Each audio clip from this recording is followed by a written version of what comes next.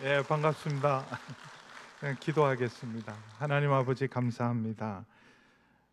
성광교회를 세우셔서 영광을 받으신 우리 주님을 찬양합니다. 하나님, 이제부터 또 새로운 뉴스토리를 쓰는 우리 성광교회가 되게 하여 주옵소서. 하나님께서 예비한 천국 잔치가 되게 하여 주옵시고, 오늘도 주님 앞에 나오며 귀한 헌금들을 드렸습니다. 감사하는 마음으로 드렸습니다. 기도의 제목을 담아 드렸습니다. 주님께서 더 넘치도록 부어주시고 축복하여 주시고 좋은 것으로 응답하여 주옵소서. 예수님의 이름으로 기도하옵나이다. 아멘. 좀 옮겨놔도 되죠? 예, 아마 아시는 분들은 아시겠지만 우리 여기서 장가 보낸 고경표 형제가 우리 교회 교인입니다. 모르시나 봐요? 여기서 주일학교도 보내고 근데 제 교회에 와서 지금 재정부를 아주 열심히 잘 섬기고 있습니다. 그래서 성강교회에 대해서는 오래전부터 우리 고경표 우리 집사님 때문에 이렇게 늘 또 이제 사돈이 저희 교회 장모님 권사님이시니까 장모님 장인어른이 그래서 여기는 꼭 우리 사돈 교회 같아요. 사돈 교회에서 지납니다. 고맙습니다. 제가 이제 교회 오면서 역사를 좀 살펴봤어요. 74년 맞습니까? 창립 74주년. 저희 교회는 46년밖에 안 됐는데 74주년. 근데 제가 아까 장로님들하고 저녁 식사를 하면서도 여쭤봤어요. 전쟁 때인데 51년 7월 달이면 그 전쟁 중에 어떻게 교회를 이렇게 개척하고 세웠냐고 깜짝 놀랐어요. 근데 진짜 하나님의 놀라운 섭리가 있어서 우리 여수 땅에 이런 정말 거룩한 빛을 발하는 교회를 세우셔서 이렇게 건강한 교회로 지금까지 하나님 지켜주신 은혜 너무 감사합니다. 그래서 원래 이 여수 순천이 우리나라에서 제일 어떤 의미로는 정말 성시화가 돼 있는 도시가 여수 순천이잖아요. 가장 그 도시 인구 그 분포 중에서 기독교인이 한때는 한 40%까지 한 3, 40%까지 됐던, 지금은 더 할 줄 믿습니다. 네, 여러분 교회 때문에 그런 성시화가 된 아주 좋은 기독교 정신과 그래서 하나님 사랑하고 나라 사랑하는 마음이 있는, 이전에는 그냥 우리 들었을 때는 그 순천에 가면 인물 자랑하지 말고 여수에 가면 돈 자랑하지 마라 그랬던, 워낙 여수가 유명한 아름다운 도시고 임진왜란 때 여수가 없으면 어떡할 뻔했나. 충무공이 여기 자수영을 여시고 나라를 지킨 데 아닙니까? 거기 여러분들이 애쓰고 지금까지 지켜오신 그 은혜가 넘칠 줄 믿습니다. 근데 이제 사실 50주년이 넘고 70주년이 되면 고비들이 많습니다. 고비들이 그냥 세월이 그냥 나이테가 쌓여가는 게 아니라 여러 가지 고비들이 있는데, 이제 새로운 목사님 모셔서 이제 목사님 오셨을 때 어떻게 내가 목회했냐고 그래서 코로나 때 부임을 하신 거 아니에요? 그러니까 코로나가 3년 반이고 그러다 보면 대부분 교인들은 그때 다 마스크를 쓰고 목회를 하고 뭐 신방도 제대로 할 수 없고 그런 시대인데도 또 보면 여러분 안에 이미 하나님 놀라운 세일을 행하신 걸 제가 잠깐 교회를 둘러보고도, 와, 85년도에 이런 교회를 세우도록 하나님 은혜를 주셨고, 또 목사님 오셔서 그 코로나 기간에도 또 정말 뉴스토리를 써가셔서 새로운 하나님 부흥이 있을 줄 믿습니다. 새로운 부흥의 역사를 이번 또 집회를 통해서 여러분 새로운 부흥의 역사를 써가시는 은혜가 있기를 바랍니다. 한국 교회가 부흥할 때 여러 가지 계기가 있었는데, 아마 우리 성강교회가 세워질 때 그때는 이제 주일학교 부흥이 있었어요.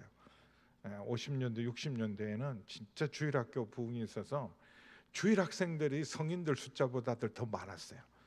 그래서 우리 성강교회도 보니까 옛날에 막 거의 주일학생이 2,000명 주일학생 2,000명 육박하는 그런 주일학교.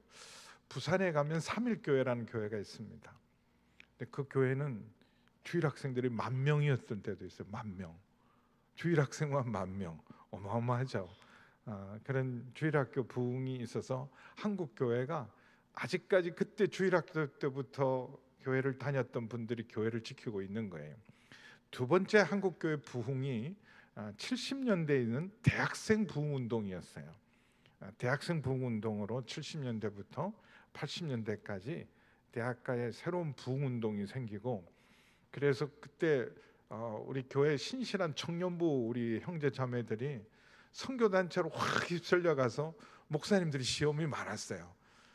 이게 교회 다니는 신실한 청년들이 막 선교 단체로 빠지고, 그래서 저것들은 혹시 이단들 아닌가? 선교 단체 참 워낙 열정적으로 선교 단체들이 CCC를 비롯해서 여러 선교 단체들이 생기면서 대학생 부흥 운동이 굉장했습니다. 그 대학생 부흥 운동을 이끌 때 우리 원래 교회를 잘 다니는 사람한테 엄청 충격 줬던 청년부 회장인데 갑자기 캠퍼스에서 이렇게 전도를 하는 거예요. 너 겉없났냐? 너 겉없났냐? 그러니까 깜짝 놀란 거예요. 나 성강교회 청년부 회장이라고. 아니 회장은 됐고 겉없났냐고. 그럼 내가 모태신앙인데, 아니 모태신앙 됐고 겉없났냐고. 여러분 겉없나셨습니까? 거듭나셔. 그때는 그런 말 자체가 너무 생소한 말이었어요. 처음 그 말을 예수님이 니고데모에게 던졌잖아요. 그래서 거듭나지 않으면 하나님 나라에 들어갈 수가 없다. 근데 못 알아들었어요. 니고데모가 어떻게 사람이 두 번 거듭나는 것은 내가 이 나이에 다시 어머니 모태에서 태어나야 되는가? 거듭난다는 말을, 영적 출생이란 말을 못 알아들었어요. 그러니까 처음 이 거듭났습니까? 라는 말을 던졌을 때 알아듣는 사람이 없었고 굉장히 당황했어요. 근데 확실한 충격은 있었습니다. 진짜 내가 본 어게인한 거듭난 그리스도인이 맞는가? 구원의 확신 이러니, 너 지금 죽어도 천국 갈 자신이 있냐? 막 이런 말을 하니까 그거는 좀 내가, 왜냐하면 자기 엉터리인 걸 자기가 알잖아요. 교회는 오래 다녔지만 내가 엉터리인 거 여러분이 아시죠? 가짜는 아니지만 좀 엉터리잖아요. 여기 성강교회 성도님들은 그런 분이 한 분도 안 계시겠지만 다른 교회는 그런 분들 많습니다. 내가 엉터리인 줄 아니까 그럼 전곡을 찌르는 탁 질문 앞에 굉장히 도전을 받았던 거예요. 그래서 청년 회장들이 모태신앙으로 평생 교회 다녔던 우리 대학생들이 선교단체로 확 휩쓸려 가서 그때 굉장한 부흥의 역사가 있었는데, 거듭났습니까? 그 말을 하신 분이 닉슨 대통령이 이제 탄핵을 당하잖아요. 그래서 본인이 그래서 대통령을 사임을 하는데, 워터게이트 사건으로 그때 닉슨 대통령의 가장 강력한, 어떻게 하면 닉슨 정부의 가장 영향력이 있었던 법률 고문이었던 찰스 콜슨이라는 분이 그 워터게이트 사건에 연루되어서 감옥에 가게 되고, 형식적으로 교회만 다니던 그냥 명목적 썬데이 크리스찬이 거듭납니다. 6개월 감옥에 있어서 거듭나면서 책을 하나 써서 들고 나오면서 사람들에게 엄청 도전을 준 게 Are you born again? 당신 정말 거듭났는가? 미국 대학에서 시작했던 그 부흥운동이 한국 대학가를 휩쓸면서 70년대, 80년대 대학가의 화두는 거듭났습니까? 였어요. 그리고 2000년도가 들어서면서 이제 밀레니엄 시대에 들어오면서 한국 교인들을 또 한 번 아주 강타한 그 말이 있었는데, 제자입니까? 제자입니까? 후안 카를로스 오르티스라는 분이 아르헨티나에서 엄청난 부흥 운동을 일으키면서 던진 굉장한 도전이었어요. 제자입니까? 그러니까 저 예수 믿는데 오케이, 예수 믿고 세례도 받았는데 오케이, 다 좋고, 나 평생 교회 다녀, 다 좋은데, 나 장로입니다, 다 좋은데, 근데 제자입니까? 이게 또 사람들의 폐부를 확 찔렀어요. 옆에 분한테 한번 여쭤볼래요? 제자이십니까?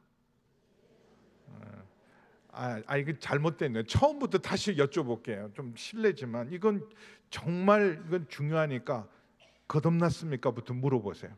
거듭나셨습니까? 예. 여기는 다 거듭나셨네요. 막 그때 막 얼굴이 막 빛이 나시고 자신감이 충만한데, 근데 다시 한번 여쭤보세요. 제자입니까? 진짜 제자입니까? 이게 또 엄청 한국 교회에 도전을 많이 줬어요. 진짜 돌직구잖아요. 그냥 바로 그냥 단도직입적으로 그냥 제자입니까? 요즘 전도가 안 되는 시대입니다. 무슨 전도를 해도 잘 안 돼요. 이전에는 막 사람들 전도 안 돼도 교회만 세워지면 사람들이 막 교회로 몰려들었는데, 총동은 전도도 해보고 전도 폭발도 해보고 사형리도 해보고 뭐 다 해봤어요. 하나님의 선물인 영생 이설비 전도학교도 하고 뭐 진돗개 전도학교도 하고 관계 전도학교도 하고 다 해봐도 잘 안 돼요. 요새는 전도가 안 된다는 게 정설이고, 이제는 정말 관계 전도를 오랫동안 정말 신뢰를 얻고 친구가 되고 그렇게 해서 오랜 시간 동안 해야, 지금 이제 우리 사회도 이제 기독교 후기 사회, 이제 기독교가 한번 전 국민들에게 한번은 다 이렇게 인식이 되어 있고, 그러니까 이제는 옛날 방식으로는 안 된다. 근데 전도의 돌직구가 한 사람 등장했어요. 누구든지 다짜고짜로만 좀 예수 믿습니까?부터 시작하는 거예요. 처음 보는 사람들, 심지어 스님한테도 예수 믿습니까?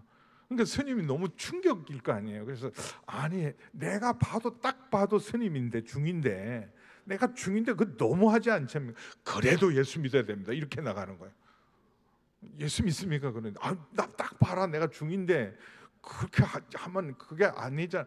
근데 그래도 믿어야 됩니다.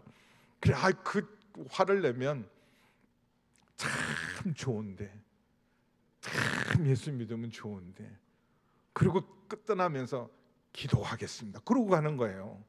누굴 만나든지 만나자마자 예수 믿습니까? 막 뭐라 그러면 그래도 예수 믿어야 됩니다. 그리고 막 진짜 막 펄펄 뛰면 참 좋은데 예수 믿으면, 근데 그게 그냥 하는 말이 아니라 정말 그분이 안 됐고 자기는 너무 행복한 표정으로 예수님 믿으면 참 좋은데, 옆에 분한테 한번 해보세요. 예수님 믿으면 참 좋은데. 99%는 좋은데 한 1%는 아닌 것 같아요. 오늘 억지로 오신 분이 계세요? 그분들도 잘 오신 거예요. 억지로 오셨으면 참 좋습니다. 진짜 좋아요. 그러니까 진심으로 누구든지 예수 믿어야 된다. 스님도 예수 믿어야 된다. 왜냐하면 스님 구원 못 받으니까 그냥 둘 수 없잖아요. 그러니까 스님한테도 가서 예수 믿으라고. 그 진짜 스님들 예수 믿은 사람이 계셨어요. 그분 때문에 진짜 처음 말도 안 된다고 생각했는데 그게 계속 가슴을 때린 거예요. 연불을 하려고 하면 연불이 안 되고, 예수 믿습니까? 그래도 믿어야 됩니다. 참 좋습니다. 이게 막 도전이 엄청 온 거예요. 그래가지고 스님 중에서도 예수 믿었다는 사람이 있는데, 사실은 이런 때로는 돌직구가 필요합니다. 그냥 애둘러 말하는 게 아니라 그 시기 그 시기 하네. 그 시기도 좋지만 그 시기가 좋잖아요. 여러 가지로 쓸 수 있으니까 그 시기 그러면 좋지. 요새는 그 시기가 아니고 바로 돌직구를 던져야 될 때가 있습니다. 근데 오늘도 보면 바울이 다짜고짜 제자라는 사람들을 향해서 이렇게 말합니다. 너희가 예수 믿을 때에 성령을 받았느냐? 너희가 믿을 때 성령을 받았느냐? 지금 바울이 지금 이 말을 한 사람은 에베소에서 자기들은 믿는다고 생각했던 제자들, 이렇게 소개를 19장 1절 2절에 이렇게 소개해요. 아볼로가 고린도에 있을 때 바울이 윗지방을 다녀 에베소에 와서 어떤 제자들을 만났다. 에베소는 그 당시 2000년 전에 바울이 전도하고 다닐 때 세계 3대 중심지 중에서 에베소는 그 당시 세계 종교 중심지였어요. 이 정치 중심지는 로마였고, 학문과 철학의 중심지는 아테네였고, 종교의 중심지는 에베소였어요. 물론 예루살렘이 있죠. 근데 이방 세계에서, 하나님을 믿지 않는 이방 세계에서 가장 강력한 종교 중심지가 에베소였습니다.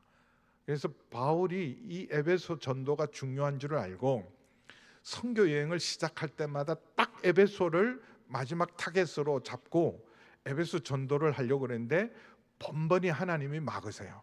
1차 선교 여행 때도 에베소를 타겟을 찍어서 갔는데 마가가 중간에 너무 힘드니까, 이렇게 힘들 줄, 선교가 이렇게 힘들 줄 몰라서 마가가 도중에 포기하고 돌아가는 바람에 에베소 전도를 못하고 1차 선교 여행을 그냥 마무리 아닌 마무리를 하고 돌아온 아쉬움을 남기고, 에베소를 꼭 복음을 전해야 되는데 못하고 돌아온 아쉬움이 있었는데 2차 전도 여행을 다시 준비하면서 목표가 에베소였어요.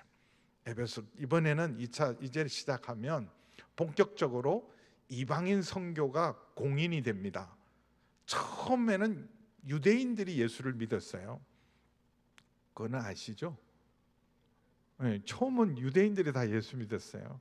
12사도도 다 유대인들 아닙니까? 예루살렘 교회도 다 유대인들이었어요. 근데 그 유대인들이 예수를 믿었는데 바울이 1차 선교 여행을 하면서 이상한 일들이 일어났어요. 유대인 중심의 교회가 이제는 이방인들이 훨씬 더 많이 생긴 교회가 터키, 지금의 터키를 중심으로 한 갈라디아 지역, 여러분 갈라디아서라고 있잖아요. 갈라디아 지역에 있는 교회들에게 보낸 하나님의 말씀이 갈라디아서예요. 그래서 이고니온, 루스트라, 더베, 비시디아, 안디옥 이런 지역에 바울이 1차 선교 여행을 할 때 기대했던 디아스포라 유대인들, 흩어진 유대인들이 제일 예수를 믿을 줄 알았는데 그 사람들은 오히려 예수를 안 믿고, 기대하지 않았던 우상을 섬기던 이방인들이 예수를 믿고 부흥하는 엄청난 역사가 일어나서, 그래서 이방인들이 중심이 된 교회가 터키, 지금의 터키 지역을 중심으로 해서 교회가 생겼습니다. 그래서 처음 먼저 믿었던 유대인 기독교 입장에서 보면 이방인 기독교인들이 우리와 똑같이 하나님의 자녀가 되고 천국의 똑같은 기업을 상속받는 건 말이 안 된다. 서자면 서자지 우리처럼 적자가 되어서 똑같이 하나님의 자녀가 되고 똑같이 하나님의 기업을 상속받는 건 말이 안 돼. 그래서 너희들도 똑같이 서자 취급을 받지 않고 적자가 되어서 제대로 된 기업을 이어받으려면 너희도 유대인이 되라. 근데 이방인이 유대인이 되는 법이 다시 태어날 수도 없고, 이방인이 유대인이 되는 길은 율법과 할례를 행해야 되는 거예요. 우리는 1500년 동안 지금까지, 모세 때부터 지금까지 열심히 율법을 지키고 하나님 섬기다가 예수 믿어서 예수만 믿어도 되지만, 너희는 지금까지 어제까지만 해도 우상을 숭배했던 자들 아니냐? 그러면 예수만 믿어도 되겠냐? 너희는 이제부터라도 예수 믿었으니 율법을 지키고 할례를 행하라. 굉장히 설득력이 있잖아요. 그런데 그 바울이 오직 믿음으로, 여기도 막 오직 예수, 오직 은혜, 오직 믿음으로, 다른 거 필요 없다, 오직 예수님만으로 충분하다, 유대인이든 이방인이든 예수로만 구원받는다. 그게 이제 사도행전 15장에 사도들의 회의 끝에 성령의 감동으로 결론을 내립니다. 이방인이나 유대인이나 오직 복음으로만, 예수로만, 십자가로만 구원받는 게 결정이 되고, 그 기쁜 소식을 이방교회 스스로 우리는 적자가 못 되고 서자라고 생각했던 그 이방교회들에게 이 기쁜 소식을 알려줘요. 너희들이 하나님 나라의 절대로 서자가 아니다. 너희도 우리와 똑같은, 유대인과 똑같은 적자들이요 하나님의 아들들이다, 장자들이다. 그걸 이제 알려주기 위해서 2차 선교 여행을 출발하면서도 에베소가 목적지였어요.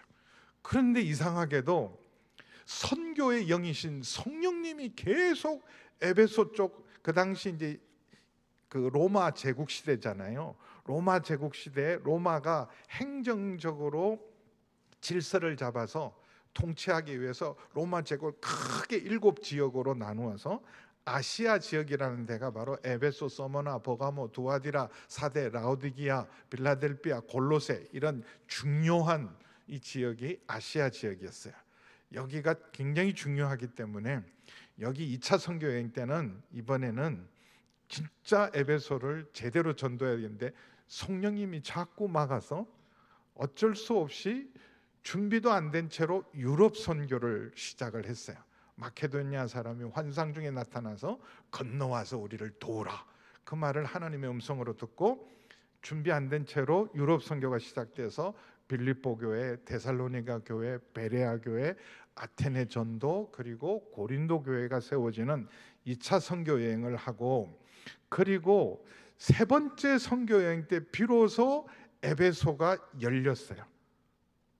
가장 강력한 사단의 진지가 있고 종교 중심지라 바울이 1차 때 들어가면 거기 갇혀서, 거기 에베소 교회에 갇혀가지고 에베소에 갇혀서 이렇게 어마어마한 전도를 못하니까 하나님께서 다 다른 지역을 먼저 복음 전하게 나고, 준비가 되고 가장 바울이 성령 충만하고 경륜과 지혜가 쌓이고 했을 때 에베소를 공략하게 해서 3차 선교 여행이 바로 19장부터 본격적으로 시작돼서 추수 때가 된 거예요.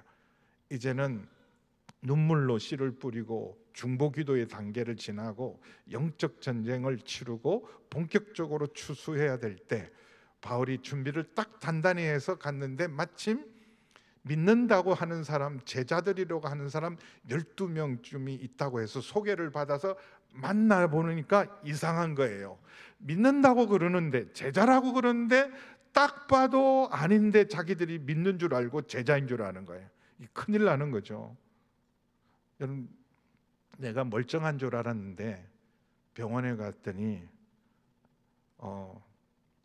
그냥 한 6개월밖에 안 남았네요. 그럼 멀쩡한 줄 알았는데, 괜찮은 줄 알았는데 진단을 딱 받아보니까 야, 이거 6개월밖에 안 남았다. 진짜 저희 교회에 그런 일이 있었어요.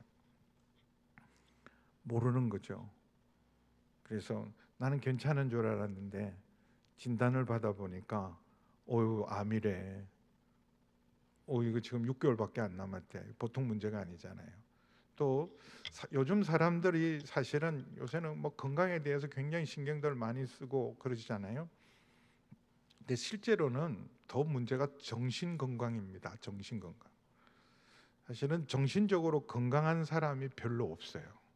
미안한 얘기지만 그래도 예수님 믿는 사람들은 정신적으로 굉장히 건강해야 되잖아요. 근데 정직하게 보면 우리도 영적 침체와 영적 우울증을 앓고 있는 사람 굉장히 많아요. 말을 못해서 그렇죠. 기도도 안 되고 은혜도 안 되고 봉사를 해도 억지로 하고 있고 전도는 전혀 하고 싶은 마음도 안 생기고 영적 우울증에 걸린 사람이 많습니다.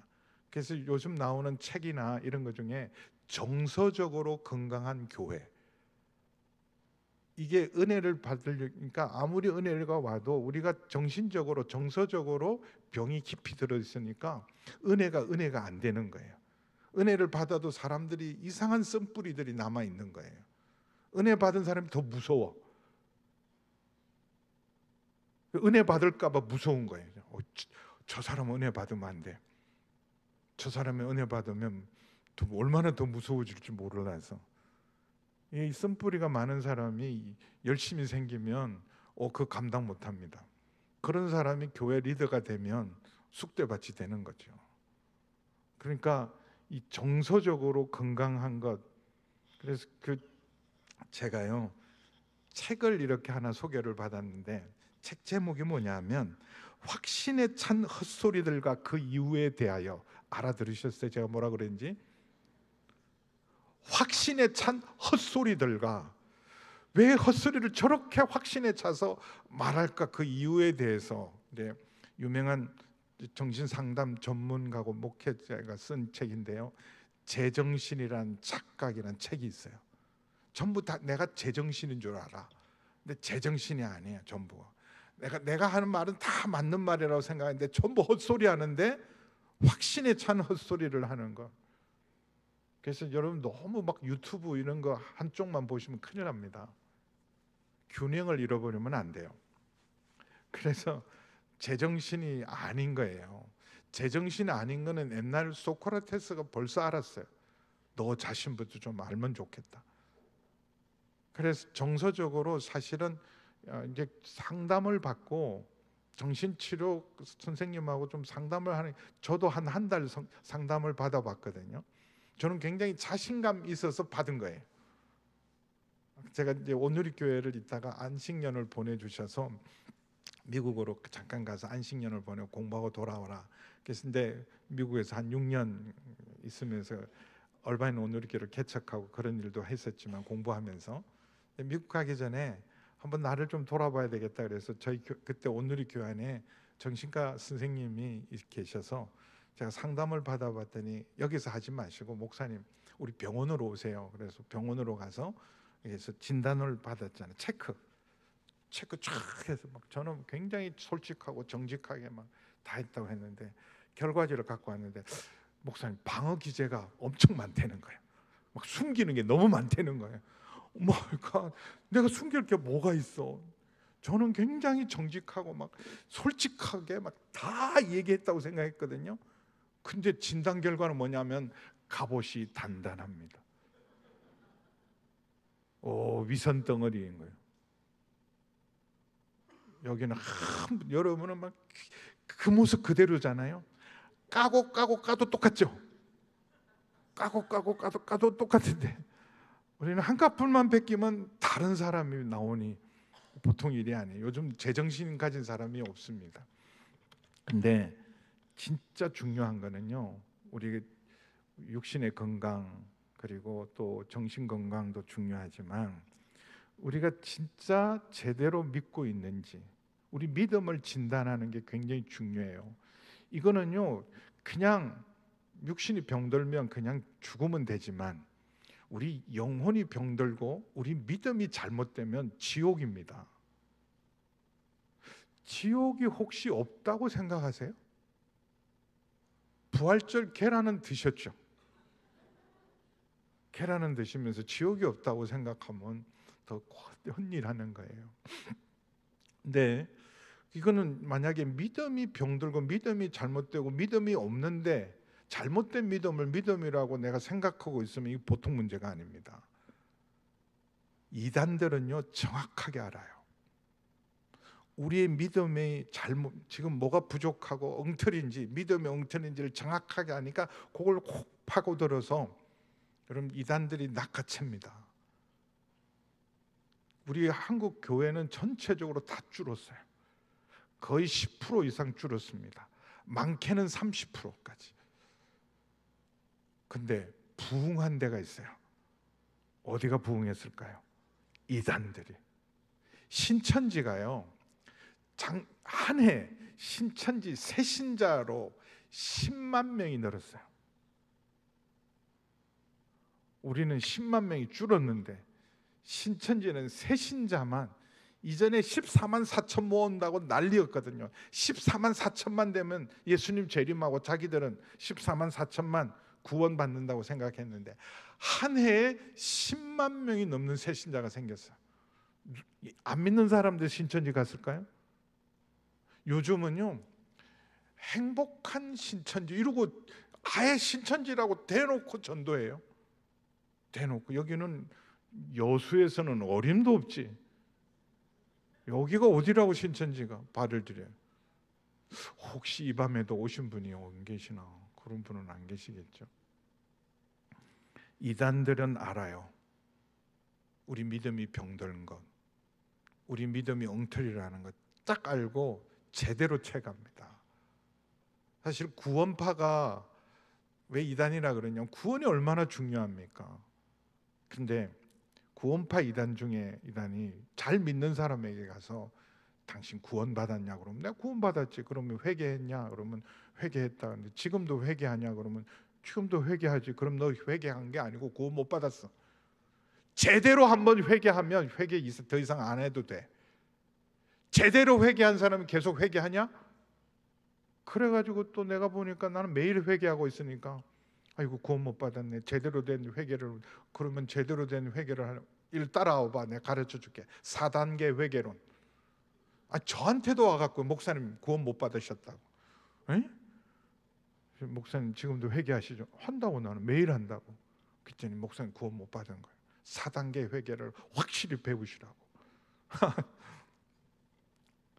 여러분도 막 흔들리시죠 지금? 여러분, 잘 믿는 것보다 중요한 게 없어요. 뭐든지 잘해야 되는데, 여지껏 내가 살면서 제대로 하고 잘한 건 없지만 딱 하나만 잘해도 됩니다. 믿는 것 하나 제대로 하고 믿는 것 하나 잘 믿어야 돼요. 우리 성강교회는 그래도 그거 잘하고 오신 거 아니에요? 제대로 믿고 잘 믿고 온 줄 믿습니다. 스스로 속이면 안 돼요. 이렇게 여러분 귀한 날에 집회도 하시고 시간을 내셨는데 제대로 믿고 여러분 정말 잘 믿어야 돼요. 그래서 전도 폭발할 때 이게 또 우리를 폐부를 찌릅니다. 전도 폭발 전도하는 사람이요, 이렇게 뭐 여러 가지 얘기를 하다가 오늘 밤 죽어도 천국 갈 자신이 있습니까? 그거 해보셨죠 여러분? 전도 폭발할 때 오늘 지금 죽어도 천국 갈 자신이 있습니까? 근데 나중에는 몰라도 오늘은 준비가 안 됐잖아요. 성경 지금 1독도 안 했는데, 아직 창세기부터 요한계시록도 다 못 읽었는데 오늘 데려가시면 준비가 안 됐는데 어떠세요? 준비되셨습니까? 오늘 주님이 오신다 해도, 오늘 밤 죽는다 해도 내가 천국 갈 자신이 있습니까? 그렇게 막 이렇게 아멘 하면요, 그냥 안 지나가. 또 한 무대 더 해. 그러면 당신이 죽어서 천국 문 앞에서 그 천국의 주인 되신 하나님께서 내가 왜 너를 내 집에 내 나라에 들여보내야 되냐 그러면 여러분 뭐라고 대답할 거냐고. 뭐라고 대답해요? 내가 너를 왜 들여보내줘야 되냐 그러면 여러분 뭐라고? 내가 열심히 살았잖아요, 헌금 많이 했잖아요, 봉사 많이 했잖아요. 그것 갖고는 안 되잖아요. 오직 예수, 오직 믿음, 오직 은혜라 그래야 되는데 그 자신이 없는 거죠. 그래서 바울이 그들이 스스로 제자라 그러고 믿는 사람에게 딱 하나를 찔른 거예요. 요거 찌르면 정확하게 드러나니까. 그래서 이렇게 말한 겁니다. 너희가 믿을 때 성령을 받았느냐. 여러분도 오늘 정확하게 대답을 해보세요. 여러분 믿을 때 성령 받으셨습니까? 정말 성령 받으셨습니까? 근데 이 제대로 믿으면 성령 받는 것은 특별한 은혜가 아니라 정상적입니다. 정상적인 그리스도인이, 성령의 사람들은 여러분 성령님 없이는 예수님 믿을 수가 없어요. 우리가 거듭나고 영적으로 출생하는 것도 오직 성령으로 말미암습니다. 근데 이제 예수님을 믿는 것 자체가 예수님을 주님이라고 고백하는 것, 예수님이 지금 살아계시고 우리가 보지 못했던 예수님 부활하시고 지금 살아계시고 하나님 보좌 우편에서 온 세상을 통치하시고 다스리시고 내 삶의 왕이시고 주인이라고 믿는 것, 여러분 그냥 덮어놓고 믿는 게 아니고, 교회가 그렇게 말하니까 믿는 게 아니고, 목사님이 그렇게 말하니까 믿는 게 아니라, 그렇게 믿어지는 건 성령님의 역사예요. 그래서 특별한 게 아니에요. 사도행전 2장 37절에서 39절 보세요. 이건 정상적인 거예요. 예수 믿으면 누구든지 성령을 받는 겁니다. 사도행전 2장 37절에서 39절 자막 좀 부탁드릴게요. 우리 같이 읽습니다. 자, 베드로의 설교를 듣고 너희가 하나님의 아들을 십자가에 못 박았는데, 너희가 십자가에 못 박은 그 예수를 하나님이 다시 살리셔서 주와 그리스도가 되셨다 그랬더니 그 말을 듣고 마음에 찔려서 이렇게 말합니다. 형제들아, 우리가 어찌할꼬 세상의 메시아를 우리가 십자가에 못 박았구나. 그랬더니 38절 우리 중요한 말씀에 같이 읽습니다. 시작. 베드로가 이르되 너희가 회개하여 각각 예수 그리스도의 이름으로 세례를 받고 죄사함을 받으라. 그리하면 성령은 선물로 주신다. 성령 받기 위해서 따로 기도하지 않아도 너희가 회개하고 예수 그리스도의 이름으로 세례를 받고 죄사함을 받으면 구원받고 성령은 우리에게 선물로 은혜로 주신다. 할렐루야. 여러분, 성령이 와야 우리가 제대로 된 하나님의 사람, 하나님의 형상을 회복하는 거예요. 처음부터 하나님은 우리를 하나님의 영을 부어주셔서 하나님의 형상이 되게 하셔서 흙으로 사람을 지으시고 그 코에 하나님의 생명, 하나님의 신, 성령을 주셔서 살아있는 생명이 되게 하셨습니다. 인간이 타락해서 하나님의 신이 더 이상 육체와 함께 거하지 않고 떠나면서 영원히 육신과 함께 거하지 않겠다. 근데 마지막 때 성령을 부어주리라 약속하셨습니다. 마지막 때 말세가 되면 내가 내 영을 모든 육체에게 부어주리니 늙은이나 젊은이나 남종이나 여자나 주인이나 종이나 누구든지 주의 이름을 부르는 자에게 성령을 주시겠다 약속하셨어요. 그 성령을 예수님께서 우리의 모든 죄를 위하여 십자가에서 우리 죄를 다 담당하시고 부활하시고 승천하셔서 지금 보좌 우편에서 주님이 통치하고 다스리는 가장 강력한 증거로 성령을 보내셔서 누구든지 회개하고 예수 그리스도 이름으로 세례를 받고 죄사함을 받으면 성령을 주시는 줄 믿습니다. 성령 받아서 예수 믿은 거예요. 근데 이제 성령 세례를 그러니까 나는 성령을 받았는데 방언도 못하고 성령 체험도 없고 뭐가 불이라도 확 받든지 아니면 막 진동이라도 좀 오든지 뭐가 있어야 되잖아요. 여러분, 성령 받은 증거가 뭐예요? 와, 정확하게 알고 계신 역시 성광교회입니다. 맞습니다. 성령 받은 성령님 없으면은 제정신 갖고는 예수님 못 믿어요. 믿어지지가 않습니다. 복음을 듣고 마음을 열면 영접하면 우리가 제사함을 받고 그래서 우리가 예수님 영접하는 순간 성령님이 우리 안에 오시는 줄 믿습니다. 그래야 정상이잖아요. 제자라면, 믿는다면. 근데 이 사람들이 뭐라 그러냐면 정직하게 우리는 성령이 계심도 듣지 못했다. 성령님이 진짜 오셨어요? 성령님이 우리 가운데 지금 운행하고 계신다고요? 성령이 진짜 계셔요? 오시기는 오신 거예요? 성령 언제 오셨어요? 성령님 언제 오셨어요? 떠났던 성령님이 언제 오십니까? 예수님 부활하시고 난 다음에 40일 동안 자신이 친히 부활하심을 제자들에게 보여주시면서 이렇게 말합니다. 내가 이미 예수님께서 말씀하신 내가 떠나는 것이 더 유익하고 내가 가야 또 다른 보혜사 성령을 보낼 텐데 성령이 임하면 너희가 권능을 받고 땅끝까지 이르러 내 증인이 될 것이다. 이제 내가 승천하고 하나님의 보좌에 앉아서 예수님이 다스리는 그 가장 중요한 증거가 뭐냐? 성령을 보내십니다. 믿는 자에게 성령을 부어주셔요. 그래서 제자들이 이 오순절날 예수님이 부활하시고 승천하시고 한 열흘에서 일주일 전심으로 성령 받기를 위해서 기도할 때 기도에 정말 성령님을 사모하고 기도할 때 120명 모인 모든 사람에게 불의 혀와 같이 급하고 강한 바람 같은 성령님이 임하셨어요. 그렇게 해서 모두가 성령 충만함을 입어서 여러분 교회가 탄생하고 증인들로 세상을 뒤집어 놓는 사도행전이 시작이 됩니다. 그래서 오순절날 2000년 전에 마가의 다락방에 성령님이 공식적으로 모든 믿는 자에게 임하심을 이미 오셨습니다. 2000년 전에. 근데 아직도 그 성령이 계심을 알지 못하는 사람이 많아요.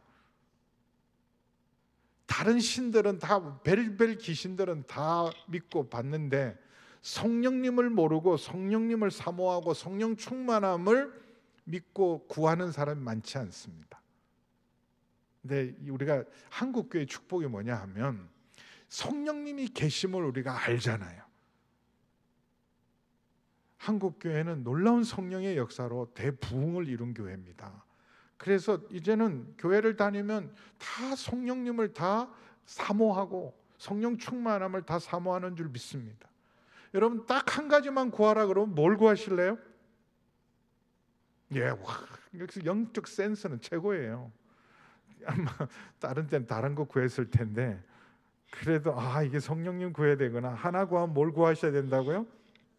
오직 성령, 오직 성령을 주시옵소서. 왜냐하면 성령님은 믿고 구하는 자에게 충만하게 임할 줄 믿습니다. 성령이 오셨어요. 성령이 오셨네, 성령이 오셨네, 내 주에 보내신 성령이 성령님이 오셨습니다. 오셨는 걸 아는 것은 대단한 거예요. 우리 성강교회 가운데도 여러분 성령의 역사가 있으니까 74년의 역사를 이렇게 오신 거예요. 우여곡절도 많았지만 85년도에 어떻게 이런 교회가 여러분 세워집니까? 여러분의 역사를 아무도 안 놀라시는데 놀라셔야 정상입니다. 그래서 언제 오셨는지 오순절날 성령이 임할 때 그걸 유대인들도 신기해 갖고요. 저 사람들 새 술에 취했다. 그래서 유대인 치고 지금 아침 9시도 안 됐는데 아침부터 술 먹는 사람이 누가 있냐? 우리가 새 술에 취한 것이 아니라 700년 전에 요엘 선지자가 예언했던 말세 모든 육체에게 성령을 부어주시라는 그 말씀이 이루어진 것이다. 그래서 바울이 성령이 계심을 듣지 못했다는 걸 아니까 이 사람들 제대로 믿는 사람이 아니구나, 예수님을 모르는 사람이구나, 복음을 모르는 사람이구나. 그래서 한 번 더 재차 질문을 합니다. 바울이 이르되 그러면 너희가 무슨 세례를 받았느냐? 대답하되 요한의 세례를 받았다. 요한의 세례를 받았다. 요한의 세례는 물세례고 회개의 세례고 예수님을 믿을 준비하는 세례입니다. 요한의 세례로는 구원 못 받습니다. 요한의 세례는 내가 죄인됨을 인정하고 오직 주 예수 외에는 구원받을 다른 길이 없음을 사모하면서 예수님을 영접하고 성령 세례를 받기를 간절히 사모하기 위해서 회개의 세례가 바로 요한의 세례입니다. 그러니까 이들은 성령님이 오신 줄도 모르고 사실 예수님의 십자가와 부활과 승천과 하나님 보좌 우편에서 앉으셔서 지금 주와 그리스도가 되셔서 모든 입술로 주를 시인하게 하고 모든 무릎으로 그 발 앞에 무릎 꿇는 시대가 온 줄을 모르는 거예요. 여러분은 아십니까? 확실하세요? 예수님이 주가 되셨다는 말은 어마어마한 말입니다. 누구든지 성령으로 말미암지 않고는 예수를 주라 시인할 수 없다. 그러니까 그 말이 뭐가 그렇게 어렵냐? 예수 주라 그러면 되지. 주여 주여 우리 많이 하잖아. 주라는 말이 그렇게 어려워. 그거 하는 게 무슨 성령님이 필요해. 근데 여러분 주라는 말 때문에 목숨을 걸어야 했습니다. 그 당시 세상에 주는 로마 황제밖에 없었어요. 큐리오스. 온 세상의 주인, 온 세상의 통치자, 온 세상의 왕은 누구냐? 로마 황제만이 큐리오스 주입니다. 근데 그 로마 법정에서 시퍼렇게 여러분 로마의 칼날 앞에서 누가 세상의 통치자고 누가 세상의 큐리오스냐? 예수님이 주시다. 예수가 주시다. 그럼 그리스도인들은 그 당시 최고의 시민들이었어요. 가장 모범적인 사람들이었습니다. 그럼에도 불구하고 그들이 타협하지 않은 게 있어요. 우리가 신사참배하지 않은 것처럼 우리 순천 여수는 신사참배를 끝까지 거부한 사람 많았어요. 그 전통이 있는 우리 여기 성광교회도 신사참배 거절하고 순교한 분이 계시더라고요. 굉장한 축복이죠. 근데 여러분 그때 서슬퍼런 그 로마 제국 시대에 사자밥이 될 수도 있고 횃불이 되어 태워질 수도 있는데 예수가 주시다. 그건 성령님의 역사하시면 불가능한 거예요. 근데 여러분, 정말 예수님이 주님이십니까? 내 삶의 주인이십니까? 내가 주인 삶은 삶을 내려놓으시고 예수님이 내 삶의 왕이고 주인이십니까? 내가 산 것이 아니라 내 안에 그리스도가 사심을 진짜 믿고 고백하십니까? 그분의 뜻대로 순종하는 것이 기쁨이십니까? 내 고집, 내 생각대로, 내 주장대로 살지 않고요,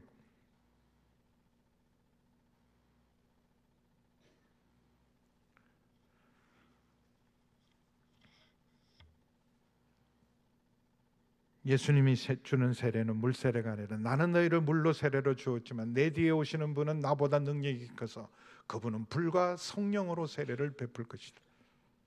우리가 예수님을 믿고 세례 받는 것은 물로 세례를 받지만, 여러분, 우리가 받는 예수의 이름으로 받는 세례, 아버지와 아들과 성령의 이름으로 세례를 받을 때 하늘 문이 열리시고 성령이 임하시고, 그리고 하나님께서 우리에게 확실한 음성을 들려주는 줄 믿습니다.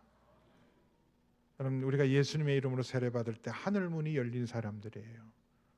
하늘 문이 열린 사람이라 여러분, 땅에 있는 일에 걱정하지 마세요. 우리는 하늘길이 열린 사람, 천국 계단이신 예수님이 우리의 구원이시고 하늘 문이 열리시고 성령이 우리 속에 함께 하시면서 하나님께서 이렇게 주 예수님을 믿고 성령으로 세례받은 사람에게는 우리 속에 이런 담대함이 생겨요. 하나님이 나를 사랑하신다. 하나님 나를 기뻐하신다. 그럼 성령이 우리 안에 계시면 이 확신이 생겨요. 하나님 나를 사랑하신다. 하나님의 사랑에서 끊을 수 있는 건 아무것도 없다. 적신이나 기근이나 칼이나 이 세상이나 그리고 이런 어떤 세상 권세를 할지라도 하늘에 있는 것이나 하늘 아래에 있는 것이나 이 땅에 있는 것이나 그리스도의 사랑에서 끊을 수 있는 건 아무것도 없습니다. 예수 믿고 구원받은 사람, 예수를 주라 시인하는 사람, 성령의 사람은 하나님의 사랑 받는 자, 너는 내 사랑하는 자다, 너는 내가 기뻐하는 사람이다, 그 확신으로 사는 거예요. 좀 제발 삐지지 마세요. 뭐 인정 못 받았다, 저 사람 나 무시한다, 상처받았다, 그런 말 하지 않기를 축원합니다. 왜냐하면 하나님 나 사랑하시잖아요. 내가 사랑받은 자요 기뻐하는 자입니다. 아직 세례 안 받으신 분은 없으시죠? 여기 오신 분은 예수님의 이름으로 세례 받을 때 이런 놀라운 일들이 일어납니다. 근데 여러분, 그래서 이들을 보고 이 사람들은 진짜 제자, 진짜 믿는 사람이 아니구나, 거듭나지 않고 제자가 아니구나. 그래서 이들에게 성령 세례 받으라 그러지 않고 성령을 전하지 않고 예수님을 전합니다. 믿는다는 사람 앞에 4절 보세요. 바울이 이르되 요한이 회개의 세례를 베풀며 백성에게 말하되 내 뒤에 오시는 이를 믿으라 하였으니 이는 곧 예수라 하거늘. 예수를 안 믿었던 거예요. 여러분, 믿는 척하면 큰일 납니다.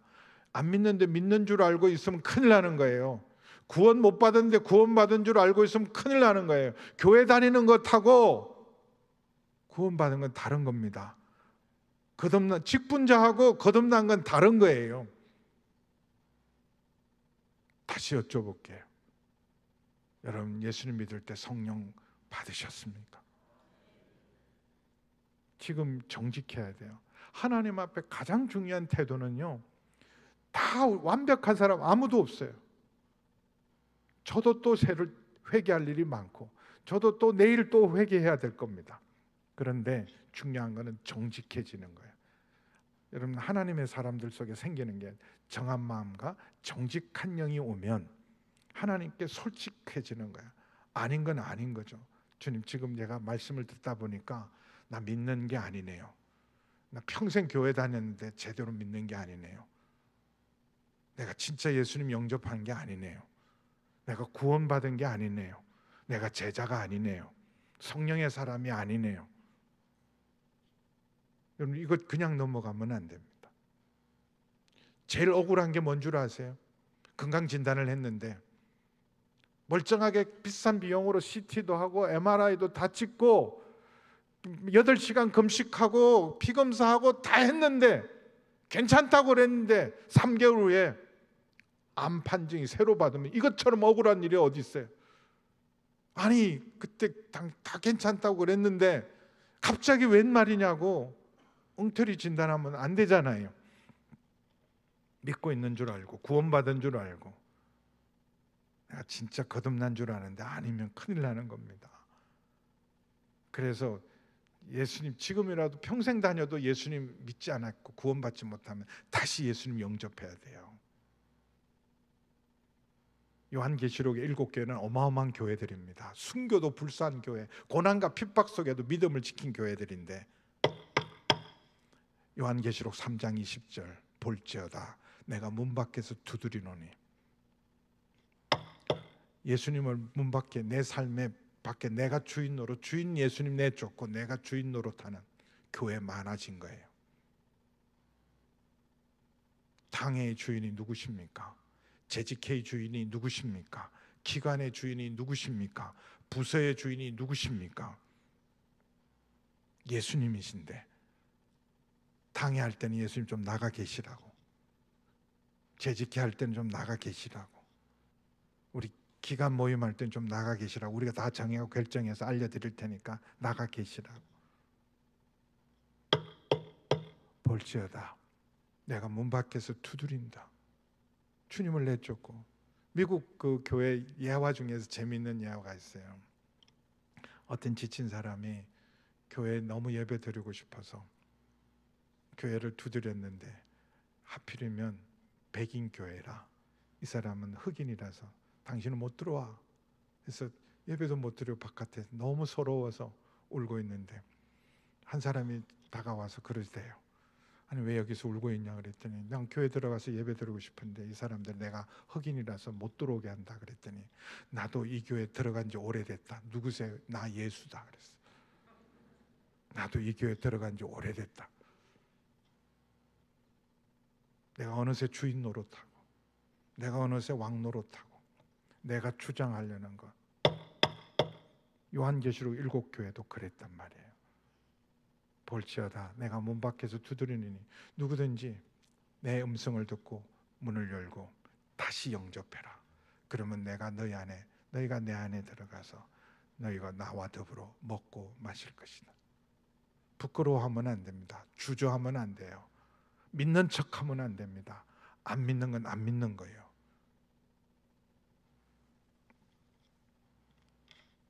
정말 우리 복음이 필요한 것은 바로 우리 어쩌면 세상이 아니라 먼저 교회가 복음이 필요합니다. 교회 위기는 딴 게 위기가 아니에요. 복음이 없는 게 위기입니다. 오직 예수, 오직 은혜, 오직 영광, 구호만 있으면 안 돼요.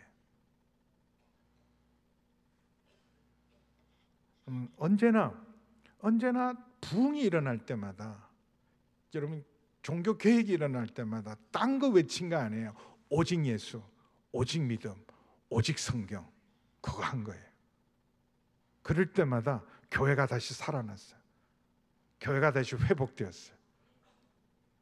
복음이 다시 다시 확실하게 선포되고 오직 예수님만이 오직 예수만 유일한 구원이시다 선포되어야 할 때 그것은 세상이 아니라 먼저 우리 교회입니다. 오직 예수. 이 바울이 이 예수님이라 했더니 그들이 듣고 주 예수 이름으로 비로소 예수 믿고 세례 받은 거예요. 그래서 이 사람들이 세례 받고 나서 바울이 안수하니까 그들 속에 성령이 임해서 그 증거가 이제 뭐냐 하면 방언이 중요하고 예언이 중요한 게 아니라 와 우리 교회에도 진짜 성령님이 이제 본격적으로 오셨구나. 여러분 한 사람에게 은사와 능력이 나타나는 것은 이 교회 위에 성령님이 지금 함께하는 증거예요. 우리 성령 충만한 우리 최 목사님 오셔서 그러다 나도 좋은 교회가 더 좋은 교회 될 줄 믿습니다. 여러분 다시 한번 우리가 정말 거듭났는지 성령으로 말미암지 않고는 거듭날 수 없습니다. 영적 출생도 마찬가지고 영적인 성장도 여러분 출생을 하고 어린아이 자리에 머물고 있으면 안 돼요. 자라야 돼요. 영적 성장도 여러분 성령으로 충만해져야 여러분 열매 맺고 성장할 수 있는 거예요. 여러분 성장은 열매가 있어야 돼요. 열매. 무슨 열매요? 세상의 열매, 육신적인 열매, 예수 믿고 복 받고 사업 잘 되고 건강하고, 이건 세상의 열매들이에요. 우리가 예수 믿고 제대로 믿고 정말 열매 맺는 건 성령의 열매가 맺혀야 돼요. 성령의 열매는 사랑과 희락과 화평과 오래 참음과 자비와 양선과 온유와 충성과 절제들. 여러분 점점 내가 사랑이 더 넓어지고 깊어지고 길어지고 있습니까? 그리고 정말 기쁨, 어떤 상황에도 기쁨의 사람입니까? 성강교회 교인들은 어떤 사람이냐? 그 사람들은 기쁨이 충만해요. 뭐가 좋은 일이 있는지 저렇게 기뻐해. 근데 요즘 여러분 얼굴 좀 아닌 것 같아요. 뭔지는 모르지만 기쁨이 넘치고, 모두가 다 우울해 있는데도 기뻐하는, 당신이 그 기뻐하는 힘이 어디서 나온? 무슨 로또 복권 받았냐? 당신 아들이 스카이를 갔냐? 요즘같이 어디 취직이 어려운데 직장이 잘 됐냐? 집이 팔렸냐? 뭐 때문에 이렇게 좋아하는데? 예수 때문에. 나보다 형편도 안 좋은데 저희는 기쁨이 충만한 것 바로 성령의 사람입니다. 그리스도의 영이 없으면 그리스도의 사람이 아닙니다. 그래서 여러분 성령의 사람들은 확실한 거 하나 있어요. 성령이 내 안에 오면 나는 고아가 아니라 하나님이 내 아빠시다. 양자의 영이, 우리가 종의 영이 아니라 양자의 영을 받았기 때문에 하나님을 아빠 아버지라고 부를 수 있어요. 하나님 내 아버지시다. 든든하시잖아요. 하나님 내 아빠시다. 외롭지 않고 내가 고아가 아니고 가장 든든한 분의 자녀이다. 자녀됨의 권세, 두려워하지 않기를 축원합니다. 그래서 이 시간 오늘 다른 거 구하지 마시고 성령 충만하게, 주님 성령으로 충만해 주십시오. 에베소서에서 이렇게 말합니다. 지금 때가 악하다. 때가 악하다. 때가 악함으로 세월을 아끼고, 그리고 술 취하지 말라. 이는 방탕한 것이니 오직 성령으로 충만함을 받아라. 시와 찬미와 신령한 노래들로 서로 화답하고, 그리고 하나님을 찬양하고, 무엇보다도 모든 일에 감사하면서 서로 복종하는 성령 충만한 교회가 74년의 아름다운 전통을 자랑하는 성광교회가 되어야 될 줄 믿습니다. 성광교회는 건물이 아름다운 교회가 아니라 이제 성령 충만한 교회, 성령 충만한 교회가 우리 성광교회고, 우리 한 사람 한 사람이 성령의 사람, 성령의 사람. 이게 제일 중요해요. 역사와 전통을 자랑하지 마시고 여러분 한 사람 한 사람이 성령의 사람이 되어야 될 줄 믿습니다. 지금은 정직할 때예요. 가만히 한번 눈을 감아보세요. 너희가 믿을 때 성령을 받았느냐? 거듭나셨습니까? 제자입니까? 너희가 믿을 때 성령을 받았느냐? 만약에 하나님 확신이 없습니다. 오늘이라도 내가 죽으면 주님 앞에 설 확신이 없습니다. 부끄러워하지 않고 이 성회를 통해서 주님 제일 먼저 두드리고 계세요. 문 밖에 예수님을 세워놓지는 않는지, 주인 되어야 될 예수님이 손님으로 계시거나 아예 문 밖에 계셔서 다시 내가 주인 삶, 내가 주장하고 내가 주관하는 삶을 살고 있지 않은지, 내 뜻이, 내 소원이, 내 문제가 주님의 나라, 주님의 뜻보다 더 중요하지 않은지. 우리 성강교회 뉴스토리는 다시 우리 예수님이 왕이 되시고 주인이 되시고, 그래서 성령 충만하고 여러분 한 사람 한 사람이 다시 성령의 사람, 그리스도의 사람으로 변화될 때 우리 성강교회가 거룩한 빛을 발하는 진정한 주님의 교회로 뉴스토리를 쓰실 줄 믿습니다. 주여 성령의 충만함을 주옵소서. 만약에 믿지 않았다면 정직하게 주님 이제 오셔서 다시 나의 왕이 되시고 나의 주인이 되시고 나를 다스려 주시옵소서. 이미 예수는 믿었지만 하나님 이미 불이 꺼졌습니다. 차지도 덥지도 않는 하나님 우리의 심령 속에 하나님 불같은 성령님 임하여 주시옵소서. 충만하게 임하여 주시옵소서. 경험과 연륜을 자랑하지 않게 도와주시고 아버지 하나님 첫사랑을 회복하게 도와주시고 성령으로 충만케 하여 주시옵소서. 우리 주의 이름을 부르고 함께 기도하며 나아갑니다. 주여. 아버지 하나님 주님 하나님 아버지 너희가 믿을 때 성령을 받았느냐 오늘 주님 우리 각 사람에게 말씀하시니 감사를 드립니다.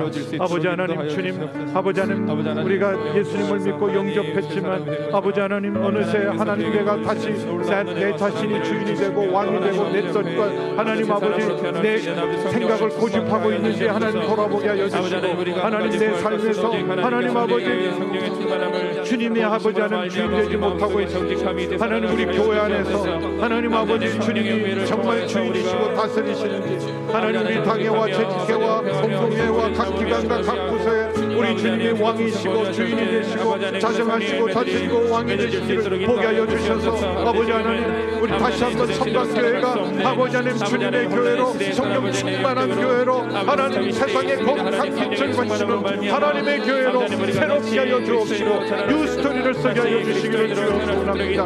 아버지 하나님 이 시간 하나님 아버지 주님 정말 거듭났는지 너희가 거듭났느냐 물어볼 때 너희가 성령을 받았느냐 물어볼 때 하나님 정직하게 고백하게 하여 주옵소서. 아버지 하나님 주님 내가 평생 교회를 다녔지만 아직 하나님 아버지 회개하고 예수 그리스도 이름으로 세례를 받고 죄사함을 받고 성령을 받지 못해서 고백합니다. 형식적인 신앙이 아니었습니다. 아버지 하나님 주님 우리만 그리스도인이었습니다.